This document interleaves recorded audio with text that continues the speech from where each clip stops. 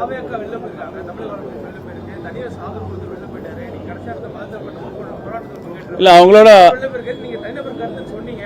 சண்முகம் தன்னுடைய அதிருப்தியை பதிவு பண்ணியிருக்காரு. மதிமுகவுடைய பேச்சுவார்த்தைகள் இடம்பெற்ற அர்ஜுனன் வந்து புதுவெளியில மைக் முன்னாடி அவரே வந்து அதிருப்தி வெளிப்படுத்திருக்காங்க. இடதுசாரிகளுக்கு ஆதரவு பிடிக்கிறோம், வலதுசாரி எதிர்க்கிறோங்கிற ஒற்றை இலக்கில் நின்றுட்டு இடதுசாரி சிந்தனையாளர் எல்லாத்தையுமே வலுவிழக்க வைக்கிறதா தான் திமுகவுடைய இந்த தொகுதி பங்கீட்டு பேச்சுவார்த்தை அமைந்திருக்குங்கிறத அவங்களே வெளிப்படையாக சொல்லியிருக்கிறாங்க. திரும்ப அறிக்கையில் சொல்லியிருக்காரு, கமலுக்கு சீட்டு கொடுக்காதனால, அவருடைய சின்னத்தில் கொடுக்காதனால அவர் சீட்டே வேணாம்னு சொல்லியிருக்காரு. ஸோ ஸ்ட்ராங்கஸ்ட் அலைன்ஸை பார்க்கப்பட்டு வந்த திமுக கடந்த ஒரு 15 நாட்களா ஒரு நெடிய ஒரு நெருடல் இருந்துகிட்டு இருக்கு. இல்ல அந்த மாதிரி ஒரு கன்ஃபியூஷன் வந்து நீங்க பாத்தீங்கன்னா பெரிய அளவுல வந்து ஒரு தேர்தல் காலத்துல வந்து பெரிய அளவுக்கு பாதிப்பு இருக்கிற பத்தி இல்ல. ஏன்னா வந்து ஒருவருக்கும் தனிப்பட்ட விருப்ப இருக்கலாம், கூட்டணியில இடங்கள் கேட்டு வந்திருக்கலாம், அவங்க விருப்பப்பட்ட இடங்கள் கேட்டு வந்திருக்கலாம். ஆனா ஒரு பொது கன்சென்சஸ்க்காக ஒரு தேர்தல் காலத்தை ஸ்டாண்ட் பண்ணும்போது வின்னபிலிட்டி ரொம்ப ரொம்ப முக்கியம். ஏன்னா வந்து ஃபர்ஸ்ட் பாஸ் போஸ்ட் சிஸ்டம் தான் நம்ம தேர்தல் அரசியல். யார் வந்து பிரதான 117 இடங்கள் பெற்று ஆட்சியை பிடிக்கிறதுக்கான விஷயங்களுக்காக கூட்டணியோட தர்மமும் அடிப்படை, அந்த கூட்டணி தர்மத்துக்காக அனைத்து கழக உடன்பிறகும் சேர்ந்து வேலை பார்க்குற தருணம் இருக்கு.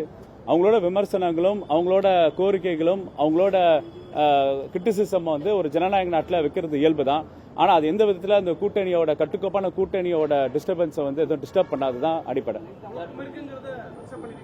குழப்பம் இல்லை. தெளிவாக இன்னைக்கு ஒருத்தரையும் அவங்க கையெழுத்து போட்டு சைன் போட்டு கூட்டணி கட்சியில் தேர்தல் காலத்தில் போனதுக்கப்புறம் நீங்க சொல்ற அந்த சிறு சின்ன இருக்கிற விமர்சனங்கள் எல்லாமே கலந்து எல்லாரும் தேர்தல் காலத்தில் வந்து வேலை செய்ய ஆரம்பிச்சிருவாங்க.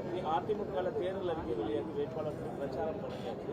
திமுகவுடைய தேர்தல் அறிக்கை மீதான ஒரு எதிர்பார்ப்பு இருக்கு. எப்படியான ஒரு அறிக்கையாக தேர்தல் அறிக்கை நீங்க ட்ரெய்லர் கேட்குறீங்க, அது ஒரு கான்ஃபிடென்ஷியல் டாக்குமெண்ட். ஏன்னா திமுக தேர்தல் அறிக்கை வந்து ரொம்ப முக்கியமான தேர்தல் அறிக்கை.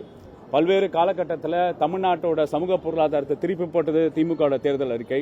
அதனால மக்களோட எதிர்பார்ப்பு மிகவும் அதிகமாக தான் இருக்கும். ஸோ அதனால திமுக தேர்தல் அறிக்கை வந்து கேண்டிடேட்ஸ்லாம் அனௌன்ஸ் பண்ணி தேர்தல் களத்தில் இருக்கும்போது திமுக தேர்தல் அறிக்கை வந்து எங்களுக்கு ஒரு பெரிய பிரச்சாரத்துக்கும் ஊன்றுதலுக்கும் எங்களுக்கு பெரிய மார்ஜின்ஸ் வின் பண்றதுக்கும் தேர்தல் அறிக்கை ஒரு அடிப்படை அமையும். மகளிர் உரிமை தொகை பெண்களுக்கானது, அதே போல மாணவர்களுக்கு பேர் திட்டம், இது மாதிரியான மற்ற திட்டங்கள் வர்றதுக்கு வாய்ப்பு இருக்கா? அதான் இன்னும் அவசரப்பட வேண்டாம். ஊடக நண்பருக்கு சொல்றேன், டெஃபினட்டா டாக்குமெண்ட் வந்து தமிழ்நாட்டு முதல் ரிலீஸ் பண்ணுவாரு. அந்த டாக்குமெண்ட் காப்பீஸ் எல்லாருக்கும் ரீச் ஆகும். எல்லா தரப்பையும் 360 டிகிரியை சாட்டிஸ்ஃபை பண்றமான, இன்ஃபேக்ட் தமிழ்நாடு மக்கள் வந்து ரொம்ப சந்தோஷப்படுறமான நிகழ்வுகள் அந்த தேர்தலுக்கு அமையும்.